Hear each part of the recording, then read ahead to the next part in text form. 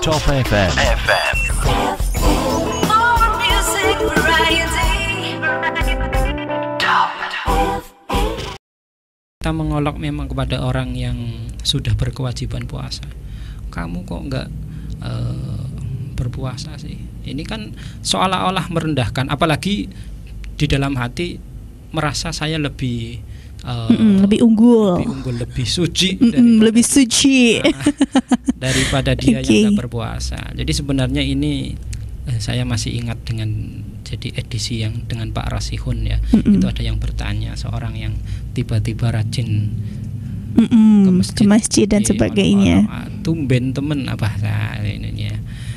Itu kita harus ingat ya. Jadi ketika kita itu merasa suci, ketika kita rajin beribadah, itu tidak boleh memandang rendah siapapun, terutama orang-orang yang misalnya masih berbuat maksiat. Kenapa? Karena ketika kita merasa lebih suci berarti apa? Sombong, dan sombong itu pakaiannya Allah.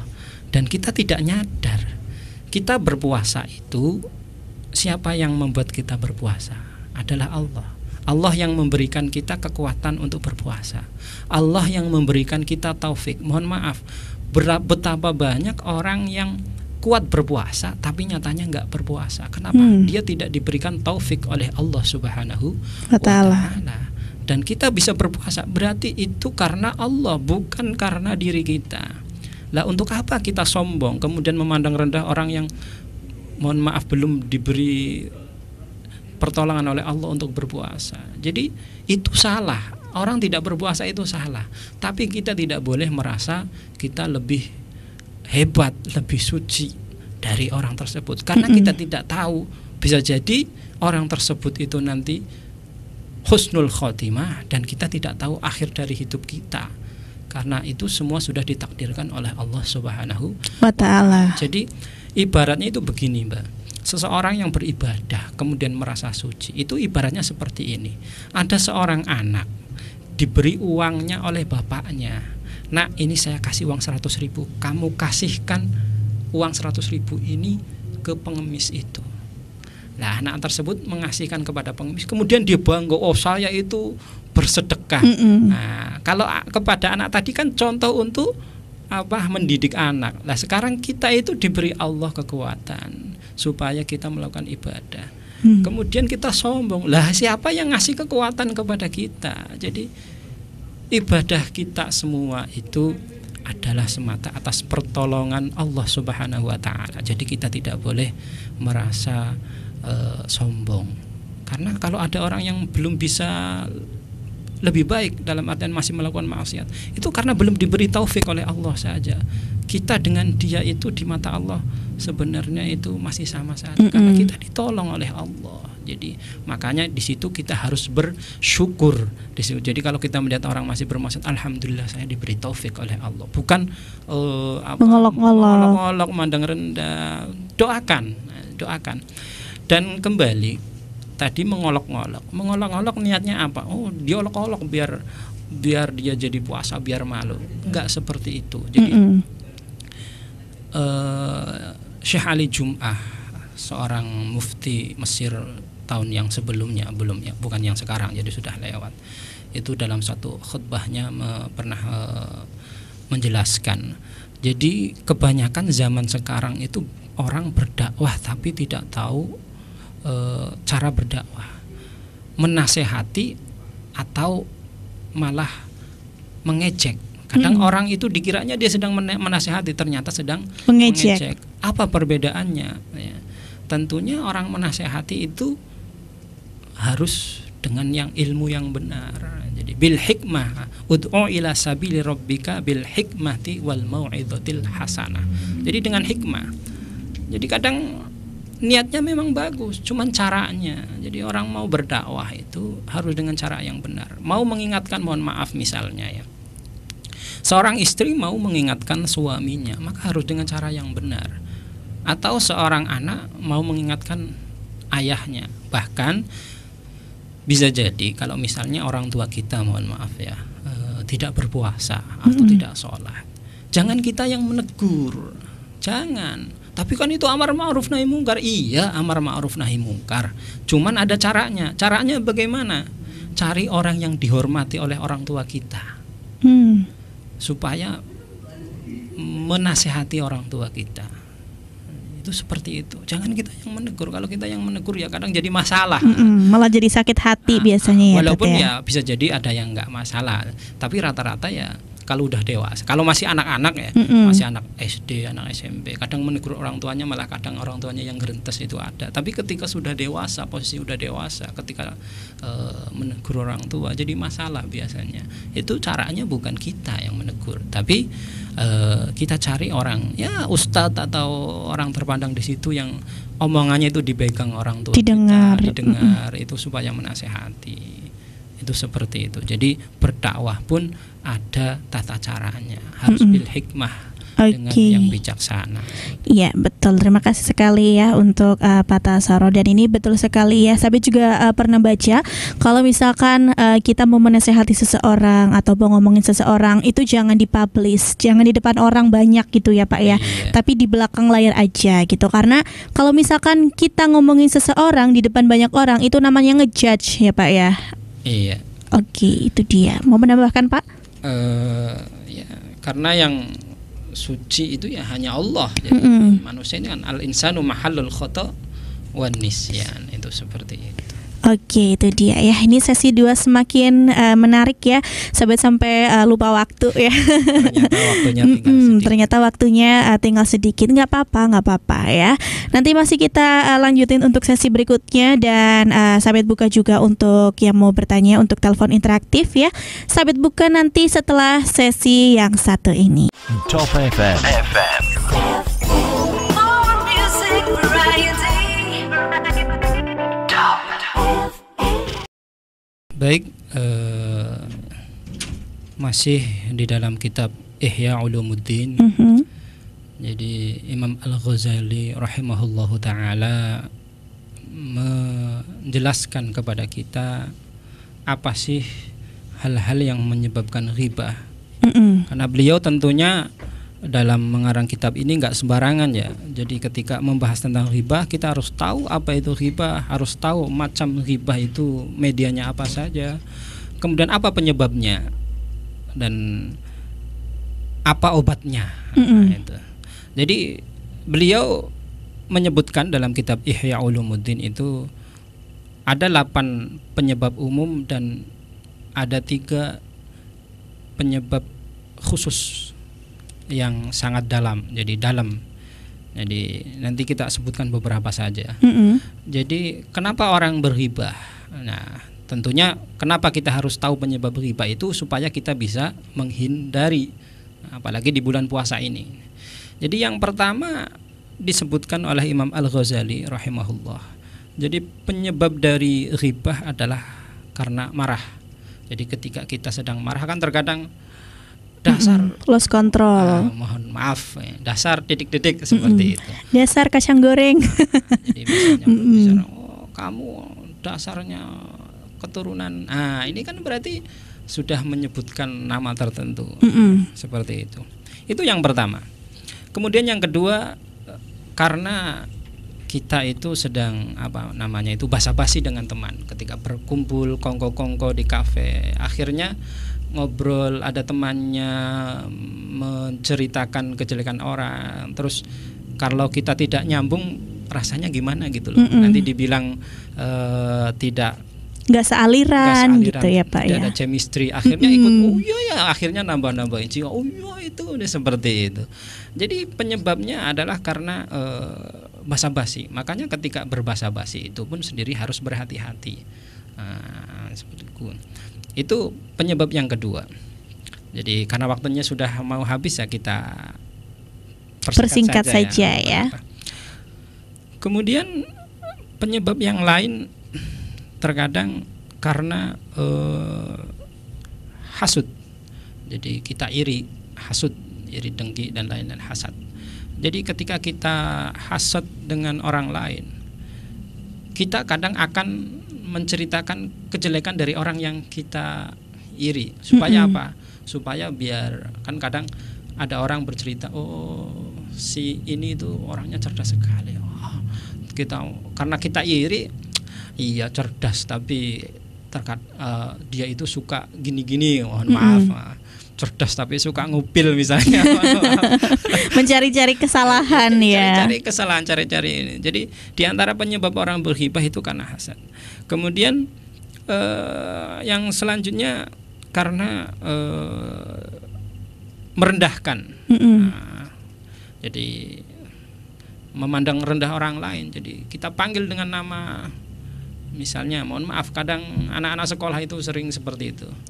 Bol, cebol, sini. Atau kadang mohon maaf, gantar, tahu gantar ya? Ini istilahnya tahu. Biasanya untuk orang yang tinggi. Orang yang tinggi sekali. Itu mohon maaf, itu pasti di dalam hatinya itu ya sakit hati kalau dengar. Oh, si gantar mah itu. Padahal orang mesti tahu yang dimaksud si gantar itu siapa. Itu termasuk menghibah dan itu berdosa tentunya.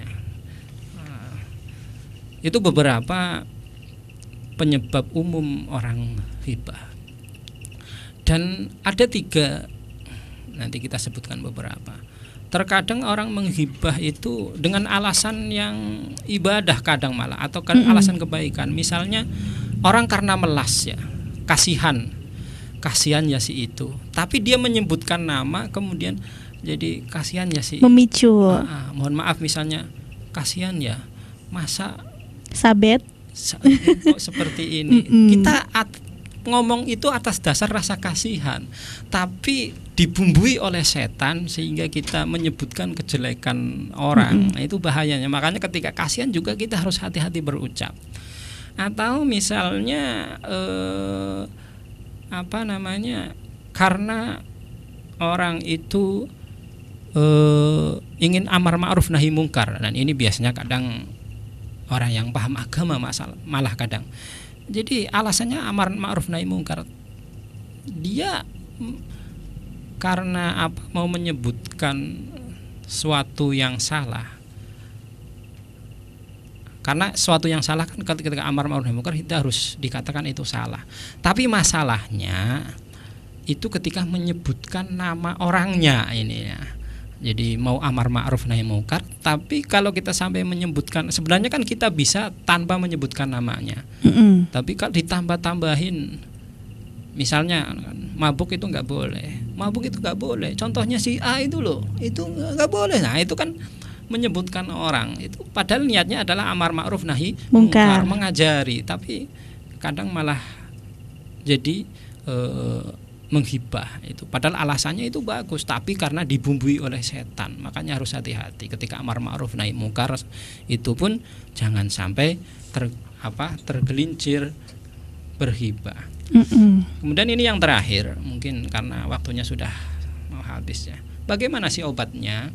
Sebenarnya pembahasannya sangat lama ini, Mbak Elizabeth. Jadi obatnya secara umum, bagaimana biar kita tidak menghibah? Ini masih agak nyambung dengan pertanyaan yang tadi sebenarnya sudah dijawab. Jadi bagaimana biar kita tidak berhibah?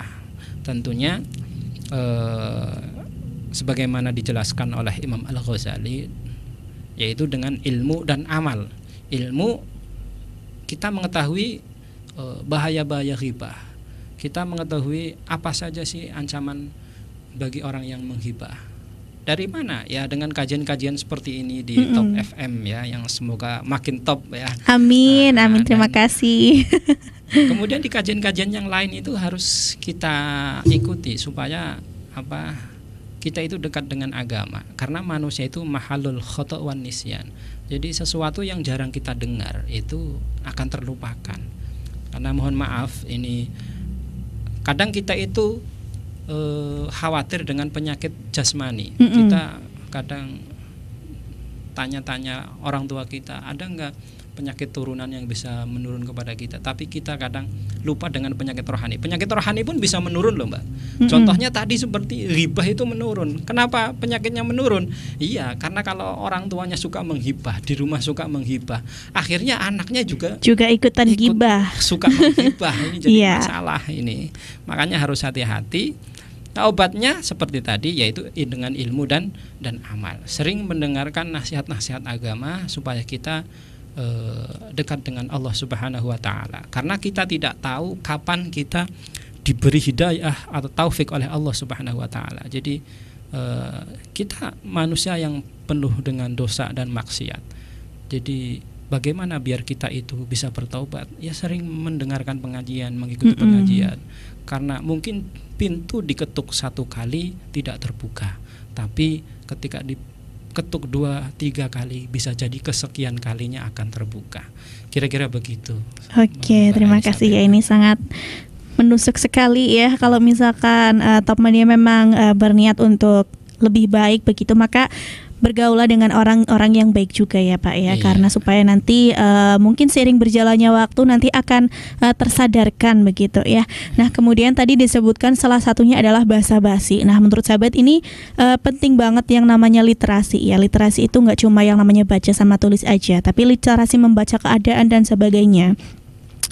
Nah, membaca dan sebagainya ini penting sekali ya untuk kita semua, supaya kalau misalkan kita lagi duduk nih basa-basi, seenggaknya obrolan kita itu beralasan ataupun ada yang dibahas gitu ya Pak ya. Jangan ngobrolin orang dan sebagainya gitu. Oke, ini ada yang masuk untuk telepon, kita angkat ya, tapi mohon nanti dipercepat saja waktunya karena sudah sore ya. Halo, assalamualaikum warahmatullahi wabarakatuh. Waalaikumsalam. Oke, dengan Mas siapa? Dengan Mas Tio. Di mana Mas? Ya, saya kan lingkungannya di desa ya Mbak. Nah, kebanyakan misalkan saya diajak teman melihat penonton sesuatu yang kira-kira bisa menggoda mata. Oke. Ya, teman ternyata saya ikut tergoda juga. Oke. Sebelumnya saya mau nanya dulu, menggoda mata itu bentuknya buah-buahan ataukah manusia atau bagaimana? Biar lebih konkret lagi begitu ya. Menggoda mata itu misalkan melihat kayak di HP atau dilihat langsung. Oke. Kemudian? Nah, karena saya sudah terlanjur melihat, terus akhirnya saya takut pahalanya hilang. Akhirnya saya berbuka puasa daripada saya pahalanya hilang. Akhirnya saya terlanjur, ya sudah, saya berbuka puasa sajalah. Mas Tio ngebatalin puasa. Oke. Iya. Oke, sudah cukup jelas ya. Semoga orang tua Mas Tio tidak lagi mendengarkan gitu ya. Kan pahala saya hilang. Oke, sudah cukup ya Mas Tio ya. Ya. Oke, terima kasih. Wassalamualaikum warahmatullahi wabarakatuh. Waalaikumsalam warahmatullahi wabarakatuh.